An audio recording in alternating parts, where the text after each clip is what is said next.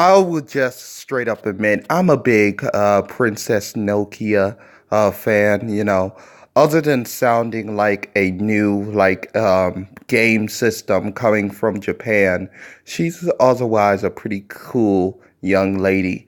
And I really respect her talent when it comes to rhyming, especially rhyming about things that many people are not touching in this world. And I really respect her for that. But I must say, God damn it, she sounded like a freaking auto-tuned Kermit the Frog on this whole goddamn mixtape. And it's just utterly fucking atrocious. I'm sorry. I'm just overall sorry. The girl who cried red, it must have been named that because she was on her fucking period and I'm just sorry if people get offended because of that because it's so sappy and just utter shitty. And I have to say it, man.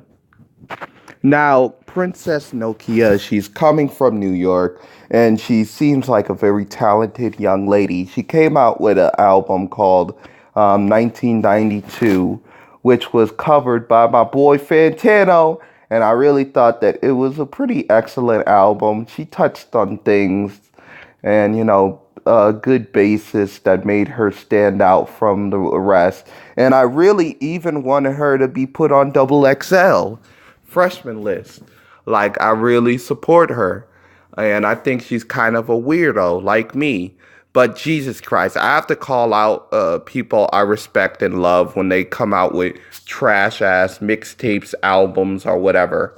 And this is pretty bad. Starting out with a song called Flowers and Ropes, which I have to say, it really earned its idea of rope. Like, it really earned the title rope because you have to tie me down to fucking listen to this utter trash. Like, Princess Nokia, she has a unique voice, and I just think that the singing kind of like brought the worst out of her unique vocals. Like, really, this is bad.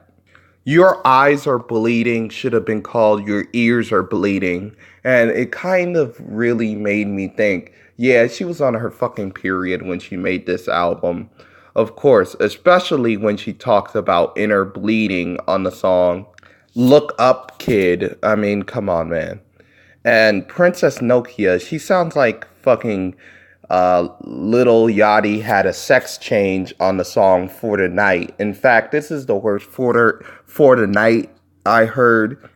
This is the worst auto-tune drizzled For the Night since Little Yachty came out with that song fucking One Night. I don't really care for this track, I have to say. Now, the interlude was a godsend. I really loved it. It had a good instrumental vibe to it, and it really broke off from the monotonous of just somebody singing like this. Like, I can't sing, and I know I can't sing. But hey, I don't know. Maybe somebody didn't tell Princess Nokia that she can't fucking sing. What's wrong with having features, man? You're like famous and shit. The next track, she describes herself as a emo boy. Okay, and there's a lot of referencing. There's a lot of boy referencing in this track, which really made me think of this joke. What's the difference between a dyke and a pear? I mean, what's the difference between a dyke? What's the difference between a dyke and a plum? A plum can actually grow a pear throughout life. And I'm sorry, anybody who get butthurt by that joke, I understand. Because I know men are at the top. Which, speaking of at the top, of course, the song At the Top has her saying that people think she's whack. Well, you're not going to make them think otherwise with coming out with a mixtape like this, my dear.